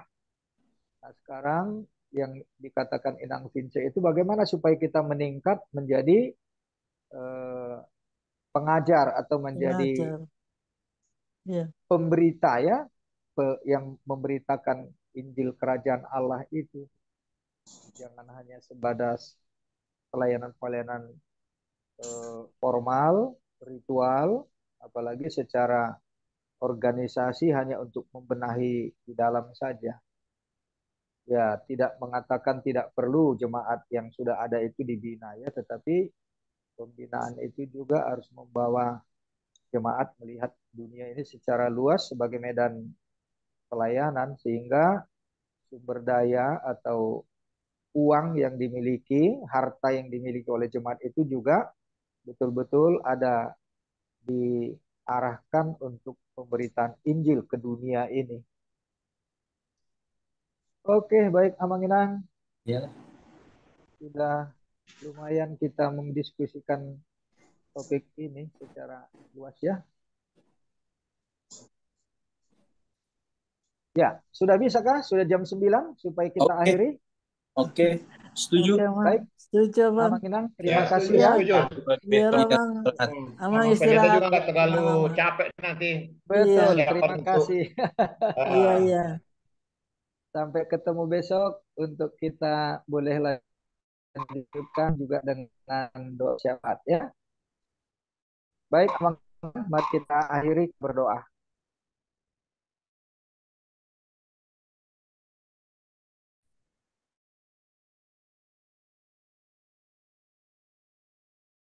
Juga sudah semakin mengerti apa yang Tuhan dalam hidup kami sebagai orang-orang pilihan-Mu. Tetapi acap kali juga kami sangat terbatas dan hanya melihat kepada intern kami sebagai medan misi pelayanan kami. Sementara Engkau membutuhkan untuk orang-orang yang telah Engkau pilih, Engkau selamatkan, melihat dunia ini sebagai lahan misi pelayanan kami. Karena itu Bapak, apa yang sudah kami percakapkan dan yang timbul di dalam hati dan pikiran kami, biarlah Roh Kudus-Mu yang memeteraikan dan menguatkan kami. Biarlah kami juga Tuhan pada waktunya dalam perkenanan dan pertolongan Tuhan semakin banyak membawa jiwa, bahkan juga melalui Zoom ini kami semakin disadarkan dan kasih-Mu semata air yang telah Engkau berikan dalam kehidupan kami melalui berita Injil dan kabar baik yang sudah kami imani. Terima kasih Bapak untuk diskusi kami pada malam hari ini. Sebentar kami akan beristirahat dan melanjutkan aktivitas kami yang tersisa untuk malam ini. Dan besok kami akan beribadah bersama di jemaat-Mu, di gereja-Mu. Biarlah dalam pemeliharaan kasih-Mu malam ini kami boleh beristirahat dengan damai sejahtera-Mu. Besok kami boleh bangun dengan sehat segar. Dan Tuhan memberikan pemeliharaan dan penyertaan-Mu bagi kami. Terima kasih Bapak. Biarlah dalam perkenanan Tuhan kami boleh mengakhiri Zoom kami ini. Dalam nama Tuhan Yesus yang juga sudah mengajarkan kami bersama-sama berdoa. Bapa kami yang di sorga, dikuduskanlah namamu, datanglah kerajaanmu, jadilah kehendak-Mu di bumi seperti di sorga. Berikanlah kami pada hari ini makanan kami yang secukupnya. Dan ampunilah kami akan kesalahan kami seperti juga mengampuni orang bersalah kepada kami, dan jangan membawa kami dalam pencobaan, tapi lepaskanlah kami daripada yang jahat. Karena Engkau yang mempunyai kerajaan dan dan kemuliaan sampai selama-lamanya. Amin. Amin. Anugerah Tuhan kita Yesus Kristus, kasih setia Allah Bapa, dan persekutuan Roh Kudus kiranya menyertai dan memberkati saudara hari ini hingga kekal selama-lamanya. Amin. Kita nyanyikan. Amin.